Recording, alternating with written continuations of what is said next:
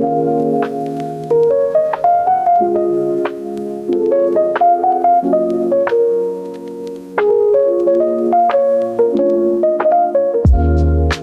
to Internet Girls, the #1 beauty podcast. According to my mom. I'm Indiana. I'm a makeup artist, and this is my sister and co-host. Imogen, I'm also a makeup artist. I live in Canada. She lives in Melbourne, Australia, but we're actually together, which you can't tell by our backdrops, but we're sitting opposite each other. And we're just trying out a new format, as always, throwing our producer Joel something new to discover and work with. I'm looking at you. I'm like confused. There's so many dimensions going on. Okay, so I'm super excited for today. I know, she hasn't stopped talking about it. I'm actually hanging on the edge of my seat. Okay, well, let's not hype it up that much. Okay, sorry. But reeling it back in. We're going to do random recs, beauty recs. We're going to talk about something that I have been wanting to bring to the table for ages, but I had no way to segue it in, and now I've found a post that I can share. And it's all about celebrity brand ambassadors for beauty businesses. And then we're going to go through our ins and outs, and that we'll also be able to talk about our Mecca Burke Street Day. Mm-hmm. And then we have our me time moments, which we actually haven't been sharing. Our episodes have gone way too long to share me time moments in the past. So, Amy, start us off. What's your random rec? My random rec is a fashion brand that I've just found. Very niche London fashion brand called Johanna Parv. I don't know how I came across this. I think I was doing research on WGSN, and then there was a catwalk photo, and it was one of their bags, and I went onto the photo and then went onto their website, and I was like, oh my God, I'm obsessed with everything. Obviously, everything's like $1 million because it's like designer. Yeah. It's just one girl. Her name's Johanna Parv, and she designs all these pieces. And it's almost like very like second skin. Like, it's kind of like, how do I even explain it? It's like active wear, but like make it designer. Oh, so cool. She's got this like cool hoodie that like comes over the top of the head. Yeah, I'm loving it. I love how I have no idea how I discovered her, but let me tell you the exact steps. So I went on a website, found the catwalk. Yeah, went to a website. No idea how I did that. But yeah, really cool stuff. And now I'm obsessed. Cool. We'll probably see that now like trickle into maybe some more mainstream brands. Yeah. Can I just say, I found Amy doing the coolest thing the other day. I came home and she was sitting on the couch doing her uni work, and what do I find on the TV? She's just watching catwalks. Because we talked about this last potty, remember? Did we? Yeah, but I was like saying how I like watching catwalks because no one's talking. Did we actually talk about that? Yeah. Or did we just talk about talking about it? No, we talked about it on the potty, but not the fact that you came in and saw me. Wow, did I just black out? We were talking about layering, and you were like, how's this got anything to do with layering? Oh, yeah. You were so focused on me not being on the topic. We get in here and I just black out what we talked about. Anyway, I thought that was like the coolest thing, coming in and being like, oh my God, she's got like a catwalk on in the background, fashion show. Well, you're just like in and out of it because you're like looking at your computer screen doing uni, and then you look up and you're like, oh, cool. That's so much better than a show, because a show you're like, wait, I missed like 20 minutes of that episode. Yeah, like rewind, got to rewatch it. Yeah. No, but with that, it's like, yeah, you are missing some really cool things, but like, you'll never know. What you don't know, you don't know. You'll never know, don't worry about it. Yeah. Okay, my random rec is a creator. Her name is Chelsea Williamson, and she is a young mom. Well, I don't know her age, actually. I just think all mums are young now that I'm a mum. She's a mum to a younger girl, and she shares like fashion, lifestyle content, and she lives like kind of rurally in Victoria. So I like looking at that kind of content because that's my setting when I'm back in Canada. It's rural, but I mean, she lives near the ocean, which is really, really nice. But I just love her style. I love like her daily vlogs or just like bits and pieces of her day, because looking at other creators that don't have children at the moment. I'm like, oh, that looks so nice, but or not so nice, but like, I'm like, What time not have a kid? Yeah, no, not That looks so nice. just like the day to day, like, oh, you first of all waking up to an alarm, not your baby, Yeah. and then be like making breakfast, like doing all these things like on you time, and then like reading a book, like. I don't know, it's so nice, but it's just not the stage of life that I'm in to be able to be like, oh, I'm going to start doing that. Like, it's not inspiring to me because it's not realistic. Whereas I love watching Chelsea's content because it feels like very close to like how my days end up running. Yeah, you can relate to it. And she's really, I really like her style, and like she looks great doing it, and it's very real. Yeah. So yeah, I just really like her content. I feel like I did a bad job of explaining that, but I think you did a great job. It's almost like she itches your brain in the right way. You're like, oh, this is satisfying to watch. Like, like you feel an emotion towards it. Exactly. And it's real, but it's still aspirational. Yeah. It's like, yeah, get dressed and look at it. Well, not for the pressure of looking good, but like you got to get dressed anyway. May as Look well. good, feel good. Yeah, exactly. Yeah, I love that. So I said, look, have influencers like that. Yeah, people that inspire you, essentially. What's your beauty rec? My beauty rec, I'm actually wearing one right now. I was wondering if we were going to address this. Yeah, I've actually got a massive... my skin has been so good for the past month, and I think it's because, hate to say it, but I think my water intake has been so good. Why do you hate to say it? Because so many of my girlfriends are like, oh, I know I need to drink more water for good skin, but like I just don't drink enough water. And like... I'm not going to. And they're not going to. But I genuinely, like I've been minimum having 2 litres of water a day. Every day. Oh, there's the sound of my drink bottle. Ding ding. Water's calling. Literally. And I find that my skin is completely cleared up. And I thought it was the Korean skincare. Could be a mix of the two. Innisfree. The holistic approach. So just, what am I saying? Oh, about the stuff. And now I'm back to the pimple. My beauty rec, drink more water. Drink more beauty rec, drink more water because it helps the beauty.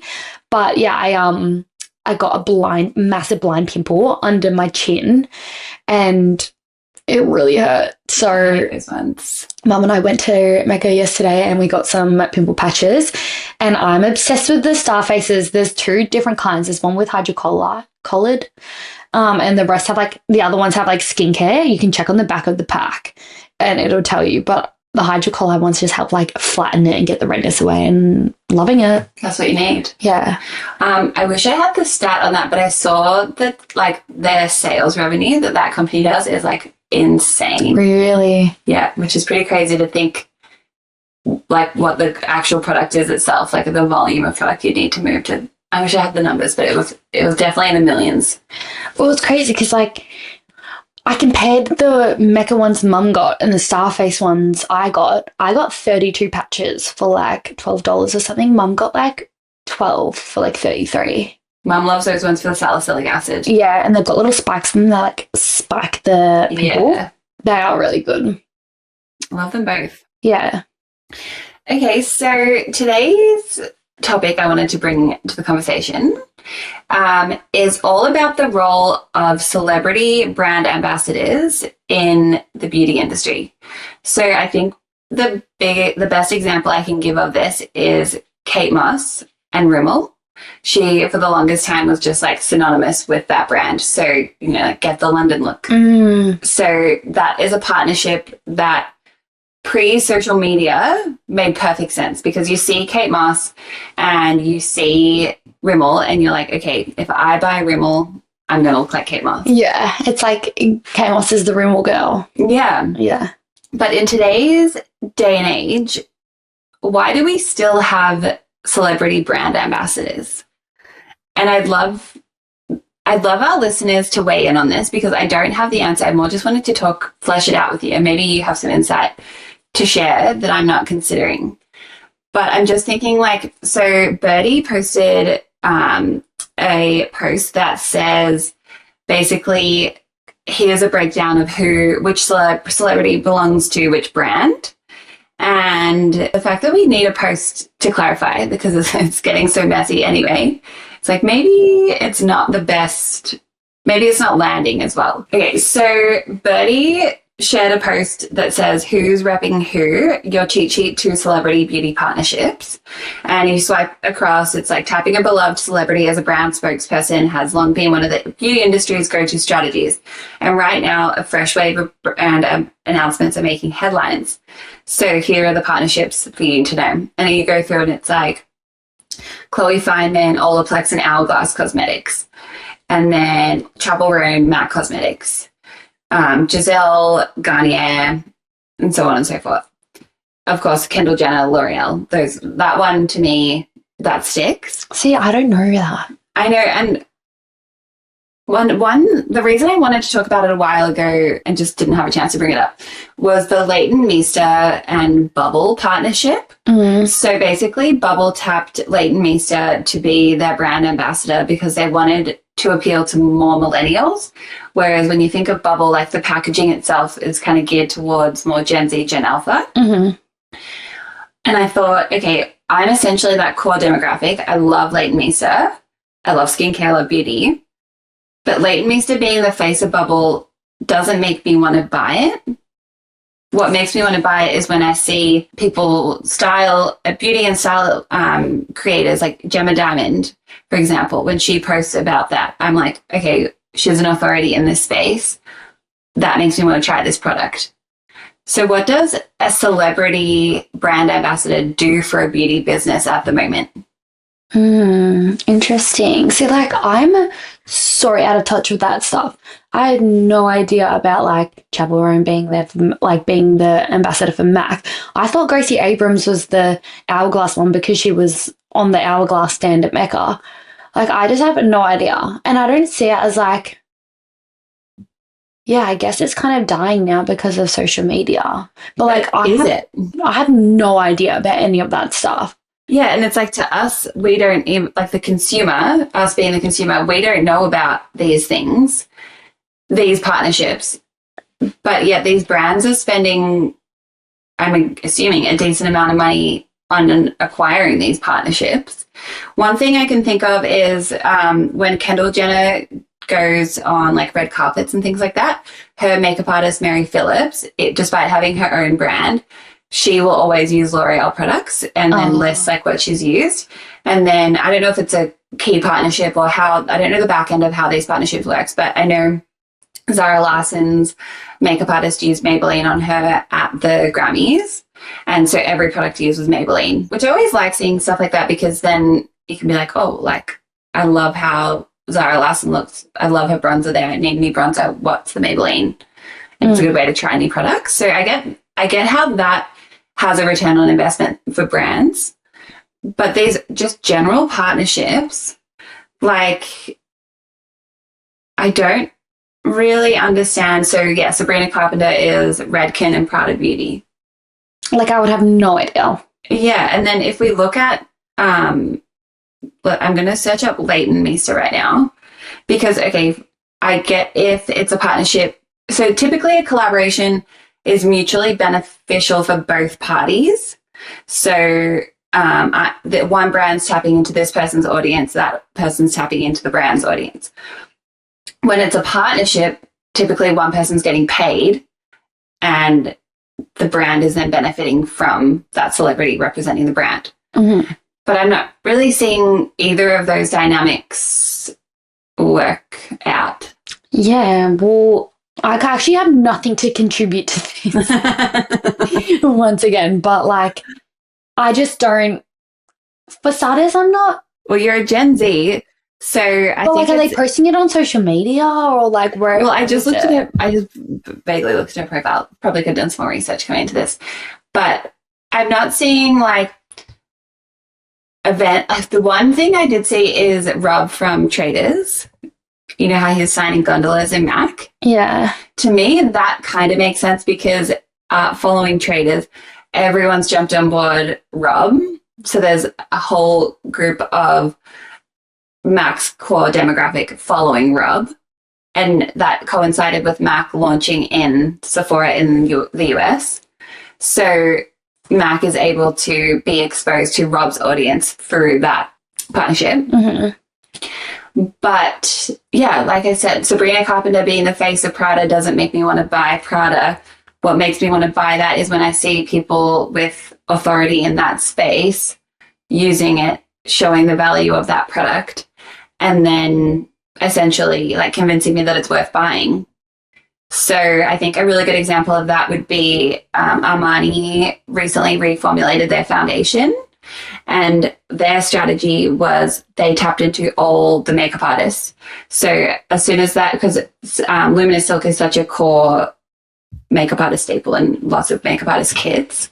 So as soon as they reformulated, I saw a ton of makeup artists with paid partnerships go and like compare the old formula to the new formula and talk about how it's been redone. And that to me makes a lot more sense because I trust these makeup artists. I know they know what they're talking about, and I know that they love the previous formula. So I trust that their opinion of the new formula is accurate. Whereas, for example, if I saw, I don't know, even my favorite celebrity, like,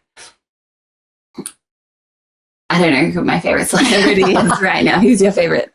Let's just say Olivia Dean, because we keep talking about her. If I see Olivia Dean talking about Armani Luminous Silk, I'm like, okay, that's really nice to see it on your skin. You have beautiful skin, and you've been paid to talk about that.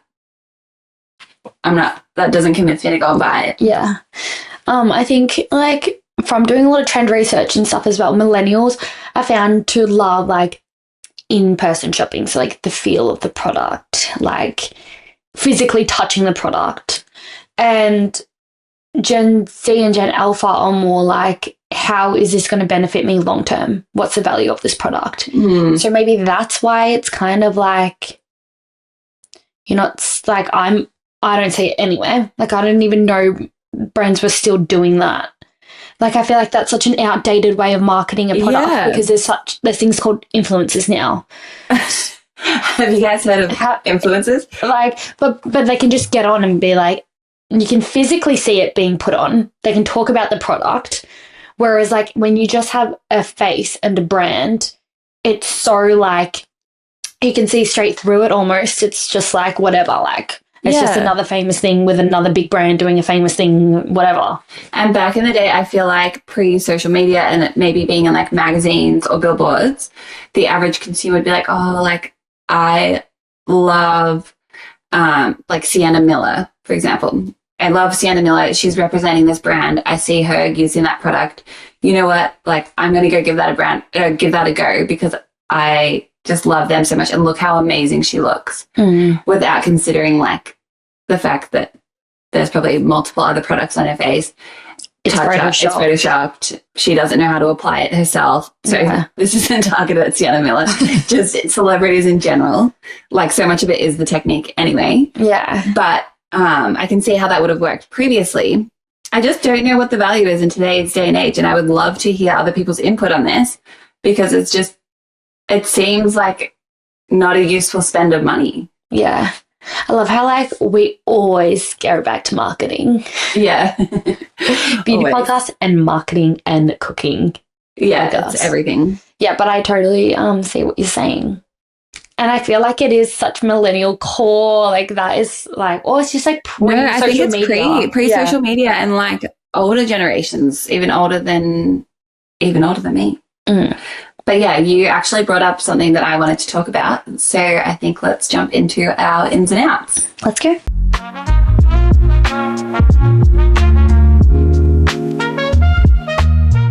Okay, so ins and out this week. I want to start with in-person shopping. So I've got a whole lot to share here.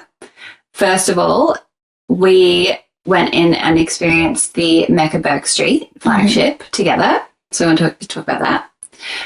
Second of all, I just want to talk about how much better in-person shopping is in Australia in comparison to anywhere else that I've been.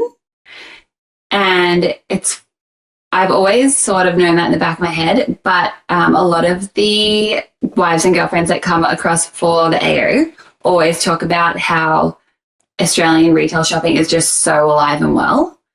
And it didn't really make me like consciously think of it until I saw them talking about it. And I was like, yeah, of course. Like, you go to Chadstone or you go in the city and there's people in store shopping. And it's just such a different mentality of like, you need something like, oh, I got to go get it.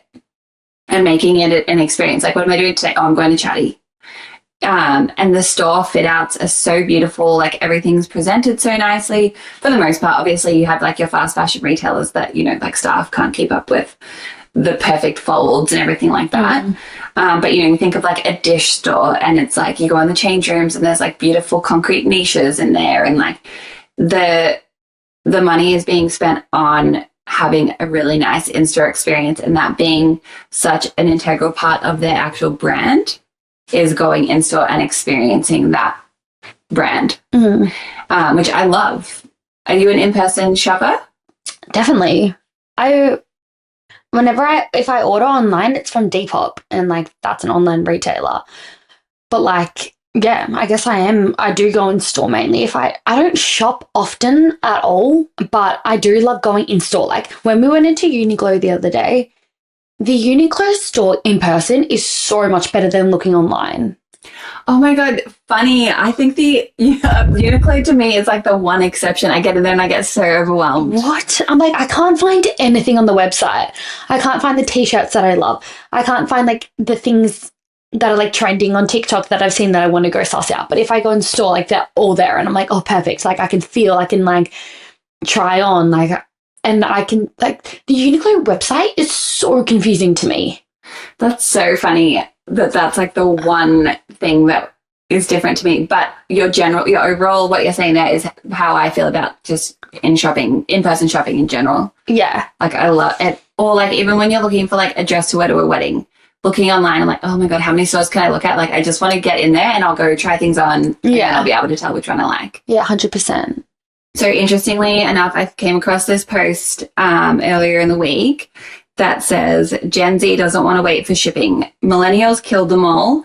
Gen Z just brought it back from the dead. A generation that'll spend $12 trillion by the year 2030 wants to shop in person, and mall property values are rising for the first time in years.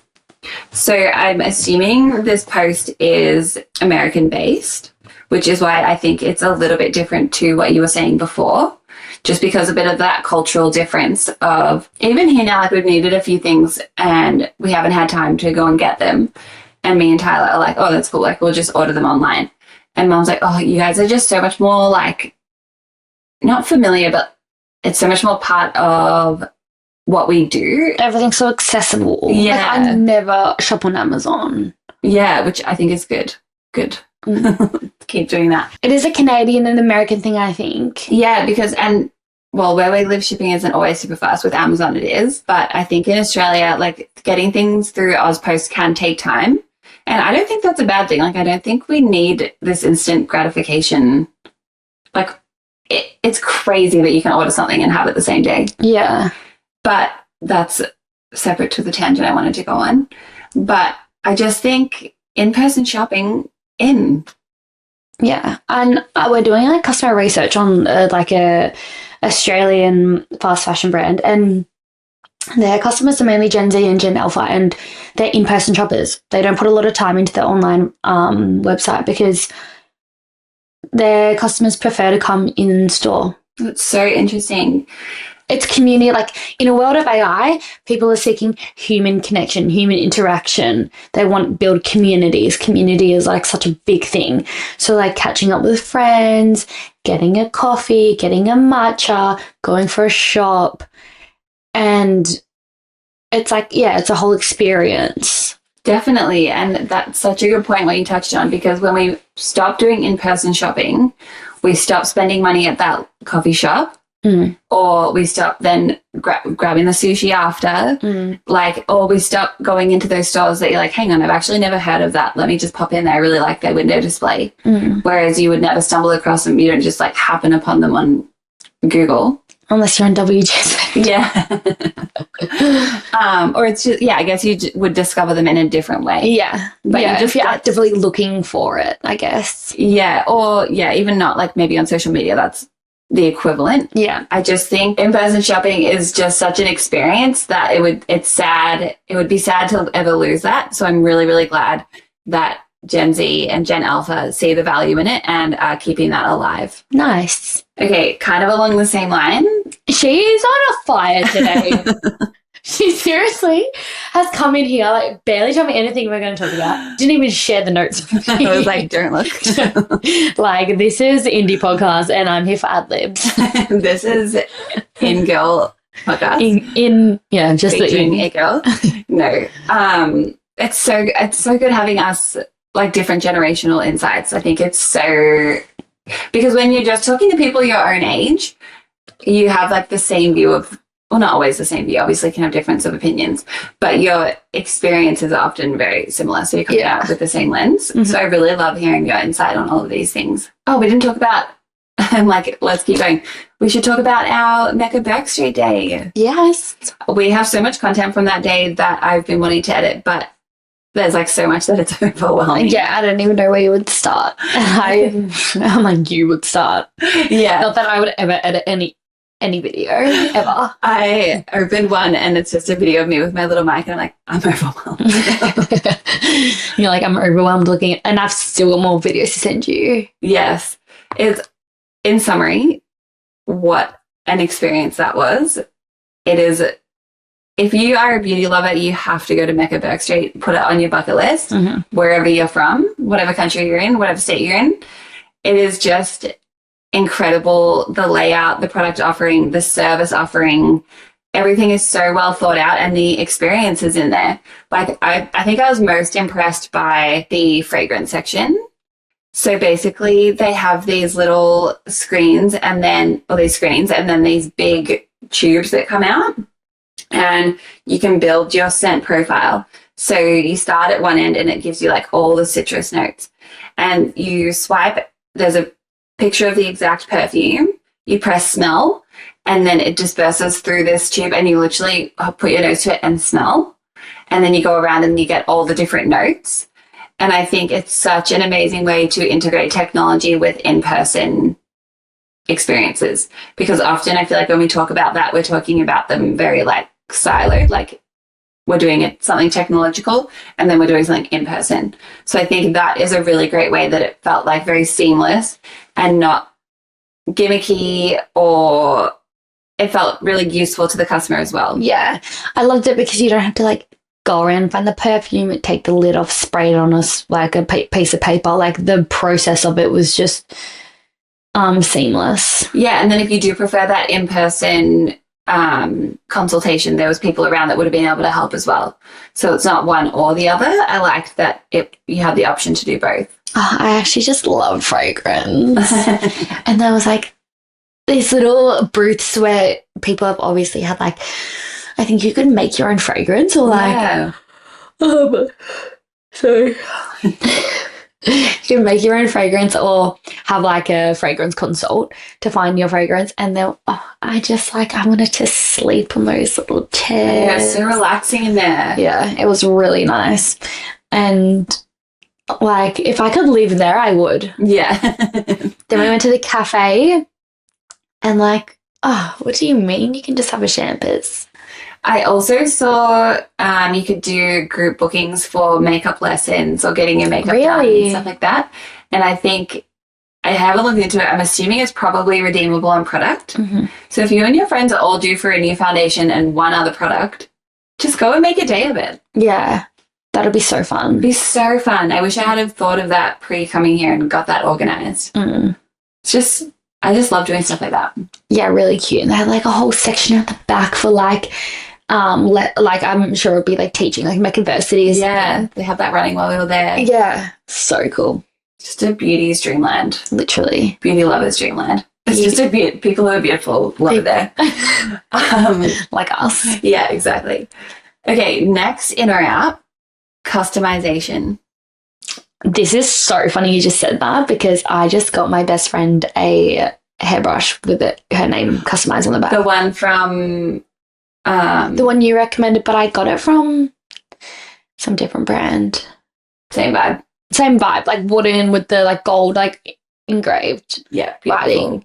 But yeah, what are you thinking? I'm thinking it is so in. It's so in at the moment. I actually have a laptop case that's Imogen Thomas on it, and all my girlfriends now have their Frank Green, like, their little initials, like, engraved in their Frank Green. Oh, cute. If you go to the Frank Green store in Melbourne Central, there's, like, you can there's like you can put they're like a machine and they put your bottle in it and then it does the engraving for you.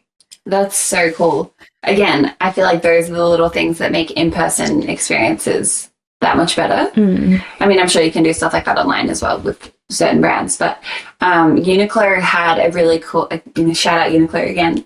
They had a really cool section where you could make your own t-shirts in there. Did you see that? No. You were in the change room, but Mum and I were walking around and you basically sat down, you had the iPad and essentially you uploaded your own image and then it printed out on a t-shirt. Oh my God, fun. And then Kiki K, they have a build your own water bottle section. So you start with like the base and then the bottle and then the lid. So everything feels personalized and yours, like you've had a say in what that looks like. Yeah, they did say like it was forecasted for personalization to be on the rise right about now. And check. It's funny, like all my guy friends have been into this not weird, sorry guys, this website. I think it's called like Fibba or Fabra or something like that. And basically they've all been getting on Pinterest, finding like cool designs and then putting on a t-shirt and then ordering. You can get like 3 for like $45. Oh, wow. And so they all like make designs for each other and like get they just all are obsessed with making their own t-shirts at the moment.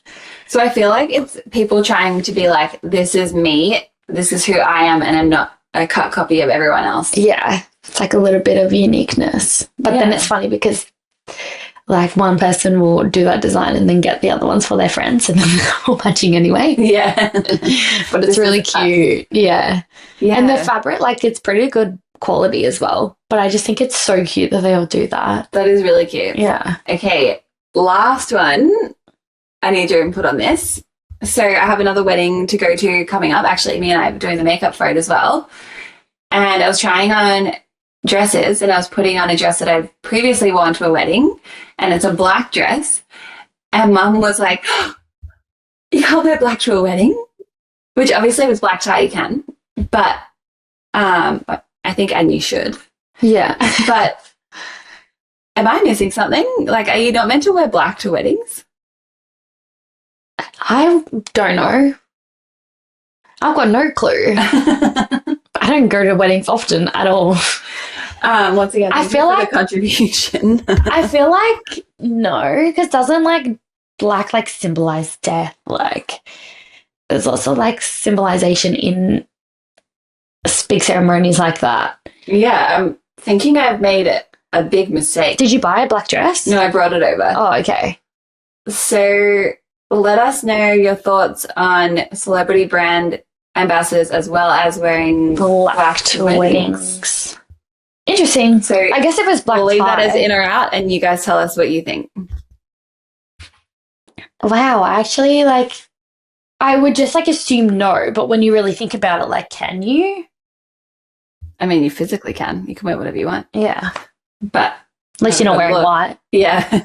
Holy dooly. You've been there. Dude. The one wedding you have been to. I know. I was wearing a blue and white pinstriped and I just didn't even think about it. Like Mum didn't even notice. Like no one said anything. Like it just like went through my brain. And the bride was in a literal pantsuit, like literally matching like vest and pants. And it was white. But and yours was white and blue stripe. Yeah. I always say with white, because there's sometimes things that's like a white base with like a print on it. Yeah. But if you have to ask, it's a no. Yeah, 100%. But I didn't even it didn't even clock. Like Mum didn't say anything. I didn't even like think about it. No, it's okay. It's a family wedding. I think it wouldn't have been as bad if it wasn't the exact same silhouette. Yeah, yeah. Yeah. Sorry. Okay. Long time, no me time moment. But let's get into them.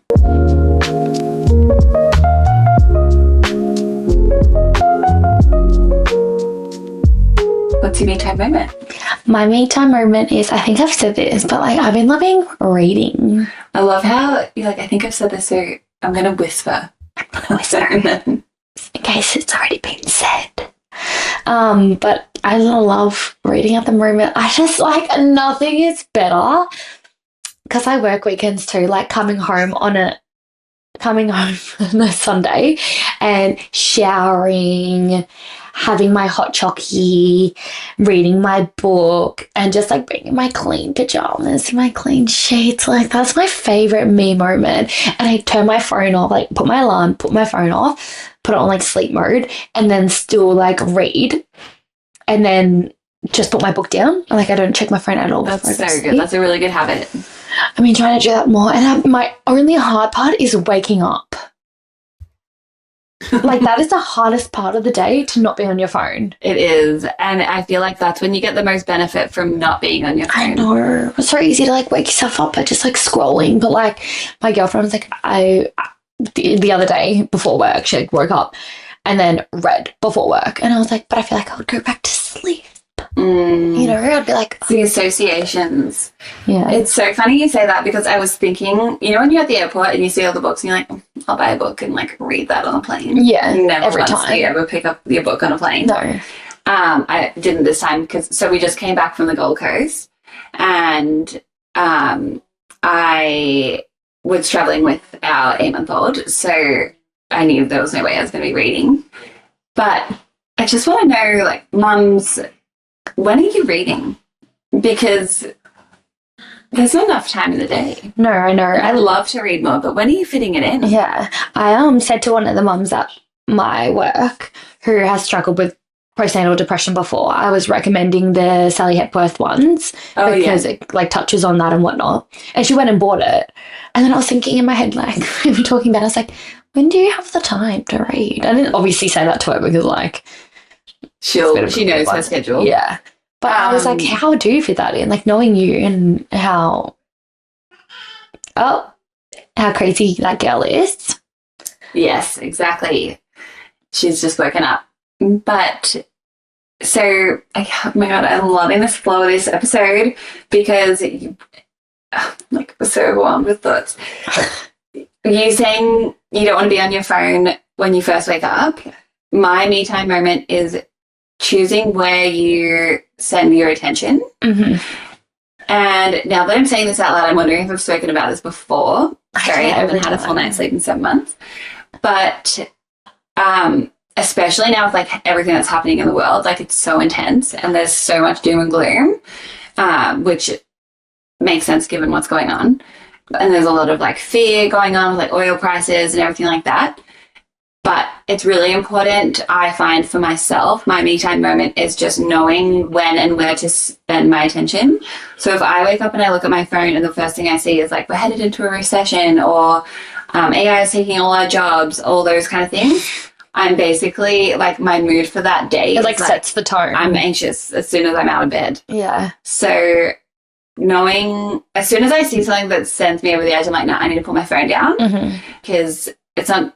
It's the difference between being informed and being overwhelmed. Yeah. And it's okay to take a step back and realize that there's not a whole lot you can do about certain things in that moment, and that if it's affecting you mentally, then take that step back and do what you need to do for yourself and your family. So I really love having a daughter. It just is so nice. It forces you to be, not just a daughter, but a child, forces you to be really present when you're with them. And I try to be on my phone as little as possible while she's awake. So choosing where you spend your attention in that sense, but also, so like I said, I was in the Gold Coast last week, and we did like heaps of swimming, which was super fun. But I thought to myself, if I was in a different mindset, this experience of Eleanor getting to swim in the ocean for the first time could be overshadowed by the fact that I would be like, oh my gosh, like, how am I looking in my babies at this moment, like 8 months postpartum, like, and it's true what they say, everyone on the Gold Coast is so good looking, so fit, so tan. But I chose to be like, you know what, that's not at all what this moment is about. Like, I'm at the beach with my sister, not you, my other sister, Nellie, and getting to swim with my daughter for the first time, and that's what's important in this moment. I don't care what I look like. I don't know anyone around anyway. Yeah. So it's, giving yourself the control of where to put your attention And I know that like body image and that's a much more complicated issue. It's not always within your control of just making a decision like that to choose where you spend your attention. But as much as you can, try to focus on the things that are important and where you want your thoughts to go. Mm-hmm. Nice. Yeah. How did Nori go in the ocean? She loved it. Okay, so we went to the creek first of all, and we've done swimming lessons, so she's familiar with the water, but it's in like a room temperature environment. So I wasn't sure how she was going to go with it being cooler water. And she loved it. No tears, just went in, loved it. She loved it twice. And then we went to the actual ocean, and she was kind of in a funny mood before we got there. And she did not love the waves. She was like freaking out about the waves. And then the next day we went back to the ocean. The waves were a little bit calmer, and she didn't love it. Like she wasn't like happy to be in there, but she wasn't scared. Like she was it like a surf beach? Mm-hmm. She might like the bay better. Yeah, I think she liked the bay because when we went to like the creek, it was called a creek, but it's water that's coming in from the ocean. She really liked that. I love it. But a funny story on our flight home yesterday. We were seated in the second back row, and then the row behind us was entertaining the entire flight. So, like, I wish I had recorded their conversation. Obviously, I would never do that in violation of privacy. But as we're all sitting down, this lady, she probably was like early 50s. She sits down and she starts talking to the guy next to her. And he's like talking like this, like just really like, ha ha. Like, oh, yeah. You know the type. Yeah. And she's asking him how to do up the seat belt. And she's like, yeah, this is my first time ever flying. And so he was like, oh, okay. And she's like, have you been flying much? He's like, yeah, like quite a bit, blah, blah, blah. And then I was just, this whole time, I'm like, oh my gosh, this poor woman, her first flight, she's seated next to, he's like, you know, because, yeah, like if we have a plane crash, like we're all in it together. And, like, no. Going on and on. And then randomly there was like all these guys in red hats and all these guys in cowboy hats, and they were coming down to Melbourne for like a golf tournament. Yeah. And they're walking past, and he's like, I don't know if he like maybe knew one of the guys, but he's like, oh, you guys just like getting on the piss and shit. And then the guy's like, yeah. And he's like, yeah, sick. And then like a younger guy sits next to him. This guy was young. And they start talking, like they were talking like the whole flight, which I was kind of like, I love this for this generation. Like you're not like just on your phones the whole time. And it was really entertaining to me because I had no way of like watching a show or anything because Nori's on my lap. So you were stuck with just like shit chat. Yeah, and me and Tyler kept looking at each other just laughing, like they were so funny. And then he's telling them how he used to live just outside of Byron Bay, and the other guy was like, oh, why would you ever leave there? Like it's such a great place. And he's like, oh, like just too many people know me. And like, you know, I used to like sell drugs and stuff. So, like people know me, the cops know me. Like it's just better to be in Melbourne, I think. And I was just like, oh my God, this guy sounds like an absolute unit. Yeah, and the turbulence was quite bad at the start. And he turns to the lady that it's her first time flying, and he's like, remember, like I said, we're all in it together. This sounds like a scene out of a movie. I know. I was just like, and she was handling it well. Like she was just like, oh, no, I'm not worried about that. Or like, was kind of laughing along with what he was saying. Yeah. So, like she wasn't like, oh, which I would have been my first time flying. Did he have curly hair? Like really curly hair? No. Sounds like a guy I know that used to live around Sounds Byron. like a drug dealer I know in Byron. Literally. No, not a drug dealer, but this guy I did a season with, he speaks like that, and he lived out of Byron. He's like a bit older too. Like, oh my gosh. No, and then I wish I could remember all the funny things he was saying, but yeah, I was just like, oh my gosh, this is so entertaining. Oh, and then when we landed, she was getting on a connecting flight, and he goes, oh, well, I'm sure your next flight's going to be a hell of a lot better than this. You won't be sitting next to me. who is this guy? He needs to be on a TV show. Get him on Maps. Get him on the pod. Seriously. So what was your life like drug dealing in Byron? Yeah. I think our audience would love to know. Yeah. And what are your thoughts on celebrity beauty brand ambassadors? Yeah. Do they appeal to you? Do you wear black to weddings? In a wrap. Okay, well. George, thanks for the episode, Indy. I feel like I was talking a million miles a minute this whole episode. Honestly, dream though. I hate carrying a conversation. And that's why I started a podcast.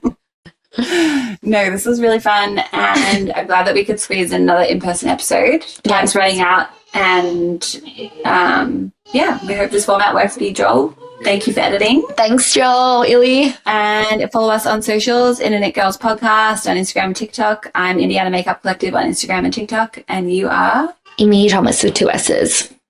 And on TikTok? And on TikTok, I'm Imi Tomo. I remember this week. Thank you guys so much for listening, and hopefully we will have another episode next week. Deuces. Bye.